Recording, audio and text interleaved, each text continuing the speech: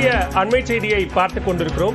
சாதி வெறியர்களை விமர்சித்து வீடியோ வெளியிட்ட பரிதாபங்கள் யூடியூப் சேனல் மீது புகார் அளிக்கப்பட்டிருக்கிறது. வீடியோவில் தோன்றும் கோபி மற்றும் சுதாகர் மீது நடவடிக்கை எடுக்க கோரி இந்த புகார் மனு அளிக்கப்பட்டிருக்கிறது. கோவை மாநகர காவல் ஆணையர் அலுவலகத்தில் வழக்கறிஞர் தனுஷ்கோடி என்பவர் இது தொடர்பான புகாரை அளித்திருக்கிறார். இரு சமூகத்திற்கு எதிரான கருத்துக்களை சித்தரித்திருப்பதாக குற்றம் சாட்டி இந்த புகார் மனு அளிக்கப்பட்டிருக்கிறது.